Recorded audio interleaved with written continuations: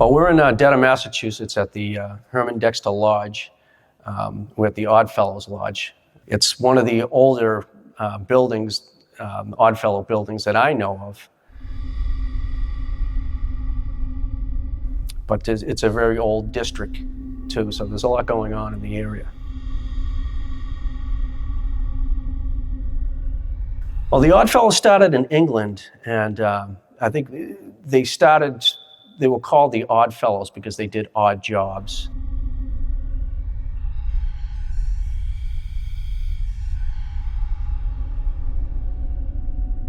They're known for their charity. They're known for helping like orphans, to educate the orphans, to help bury the dead. They're not associated with the Freemasons at all.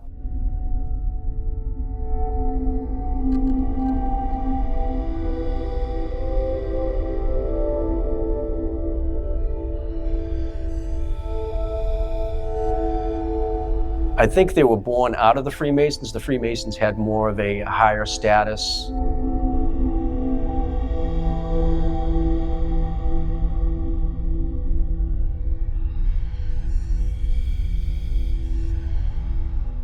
So the Oddfellows started in England, and they came over here in the early 1800s, late 1700s.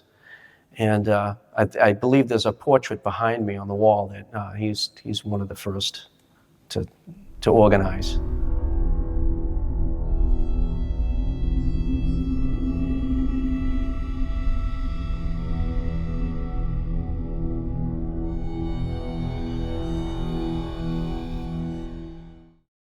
So there was some presidents that were Oddfellows: Ulysses S. Grant, Rutherford B. Hayes, William McKinley, Franklin Delano Roosevelt, and there was other people, famous people: Charlie Chaplin, Winston Churchill, and my favorite is Wyatt Earp.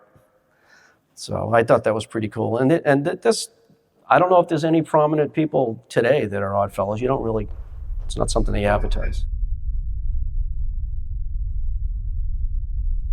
Yeah, so I think, to be honest with you, I think COVID really had a lot to do with the revival. We're getting younger people coming in, and we're open to all races, all creeds. Women are welcome. We don't talk politics. That's a no-no. And and religion, as long as you believe in one supreme being, that's good enough for us. And we're very open to really anybody joining with us. And they have to go through a voting. So we all have to vote them in and have a sponsor. So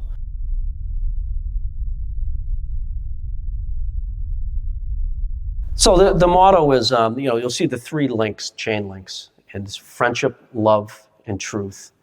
And it's a charity based. We have, we still do a lot of charity now. We give back to the community. We'll vote on, to donate some money for certain causes, and we all donate money to that. And, we'll raise money for certain causes too. And that's one thing that kind of drew me to the Oddfellows. It's all charity based.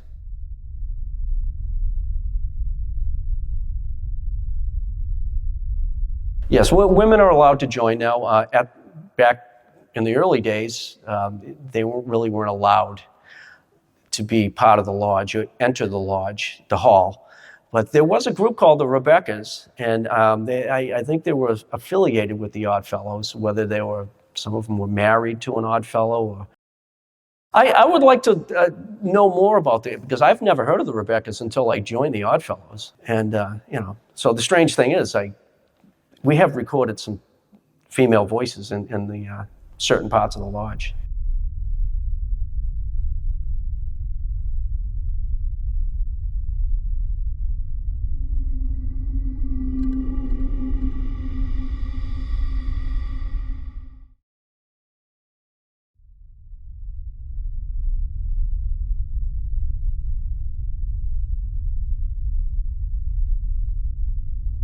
So the Oddfellows believe in the universal brotherhood of humankind. They visited the sick. They help bury the dead. to educate the orphan. They would help out the widows, things like that. And that's when it really took off during the Civil War. So, I mean, we still do that today. There was, I remember we voted on a certain event that happened in this area where someone was murdered, and it was a horrific thing, and we all voted to help pay for the funeral. And if you're an odd fellow too, you when you pass, we help with that funeral too. So.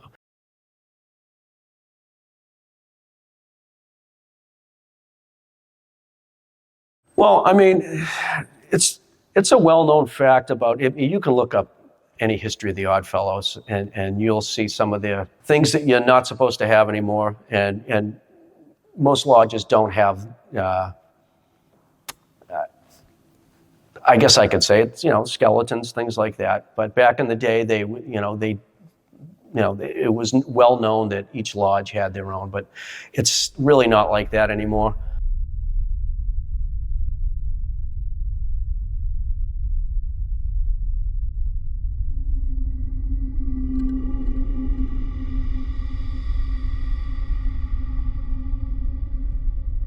It's really not like that anymore.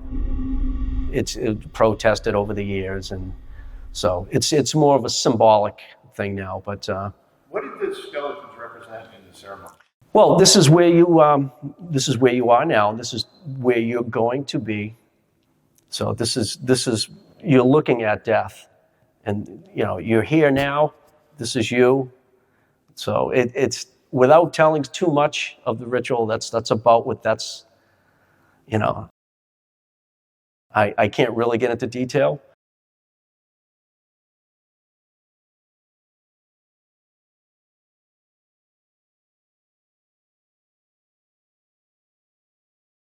But if people ever want to join the Oddfellows or a local lodge, you can find out all the history. We have to still keep secrets to ourselves. Yeah, this thing's moving around during the interview.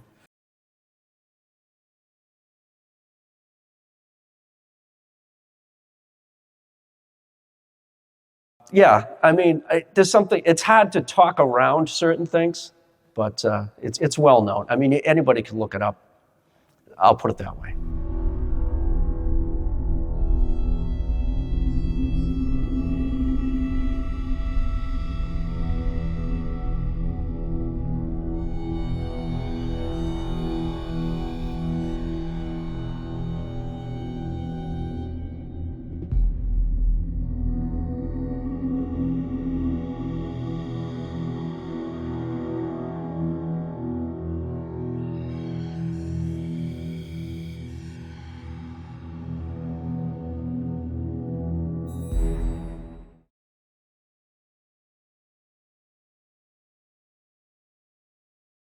Yeah, well, the original Oddfellows organization that was here started in 1849, and they didn't have a place to go. And they spoke German. They were German speaking. And back in 1860, they built the wooden frame part of the lodge. That's the oldest part of the lodge. And back in 1920, 1923, they put this addition on, and this is the brick part. And there's a general store down below, and we still have our meetings here in this hall. And so the building that's next door, which is now empty, that was the original? That was the original hall, and the kitchen was on the third floor. So.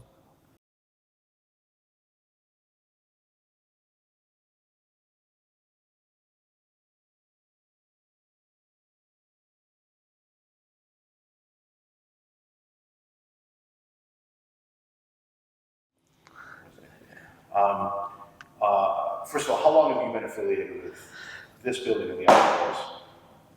That was the drum, wasn't it? I think that was the drum. Yeah, that was the drum. That happens from time to time. Okay, well, we'll get that on camera. All right, so what was the question again? How long have you been affiliated with the Archives? I've been an Odd Fellow for about 5 years now.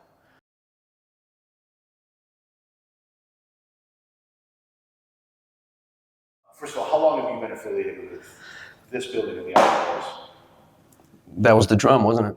I think that was the drum. Yeah, that was the drum. That happens from time to time. Okay. Okay, well, we'll get that on camera.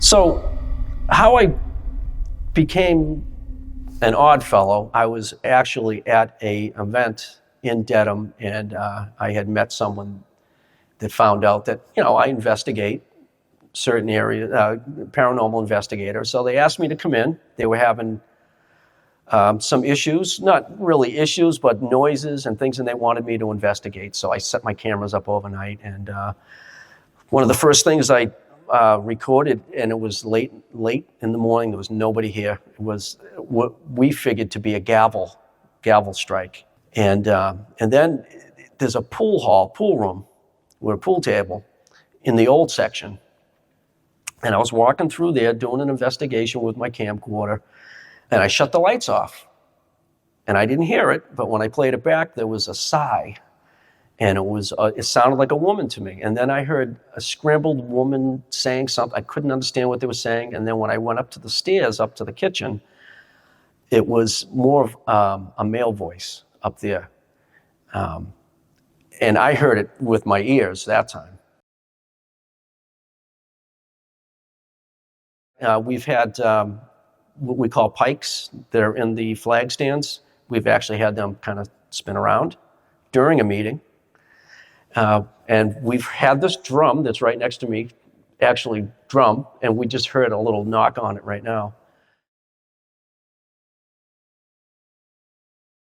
I've had an experience in what's the old hall, which is now the kitchen, where I walked across the room, and when I got to the other side, it was like something was mimicking my footsteps on the way back. Now, whether it's the floor or not, but there's lights go on and off here quite often too. So that's just my experience. People in the general store have had their own experiences too. One of the workers, Dylan, he during the middle of the day, he had to go down to the stock room in the basement to look for something, and he said he felt a hand on his shoulder. And he said he didn't have time to panic because there were customers and everything, and so he was all by himself. And he came up, and that was one story he told me. And then I had talked to another woman that was working behind the register, and she's not here all the time. She's usually in their warehouse, and she said, "Well, I had an experience." And I said, "Well, what happened?" And she said, "There's a vault area where an old safe. It might have been a bank at one time." She said out of the corner of her eye, she saw a shadow come out, walk past her, and then down to the basement. Now, down in that basement, we've recorded voices down there. And again, we couldn't make out what they're saying. But there's definitely activity in the general store. Do you think the reason you can't make it out is because it's mumbled, or do you think it's German, or do you think... I didn't even think of, to be honest with you, I wasn't even thinking German, but it could have been German.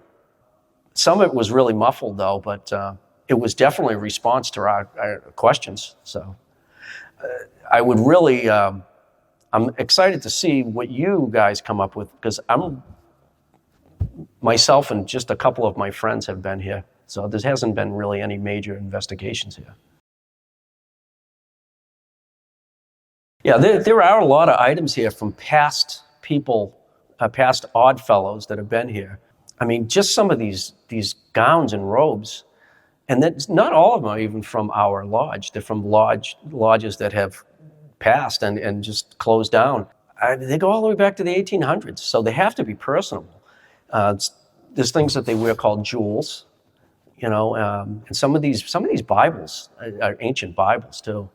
So I'm interested to see what you guys come up with. I mean, I would put out some props. Especially in the attic, there's some things that are laid out on the table. Maybe you can, read some of the names that are in it. Maybe you'll get a response that way.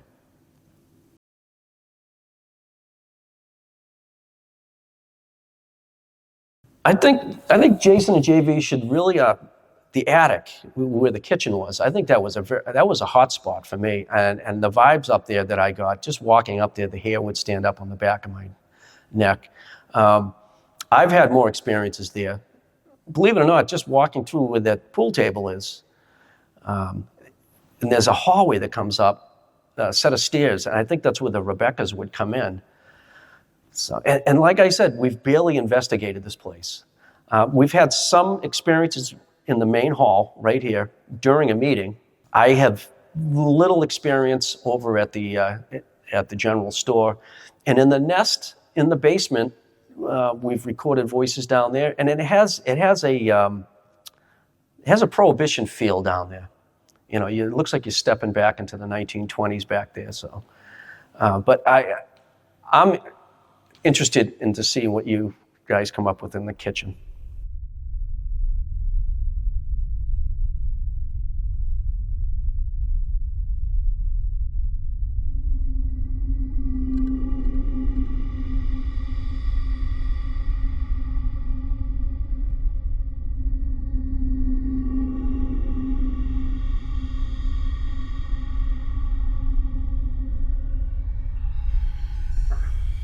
All right. Yeah, that'll do.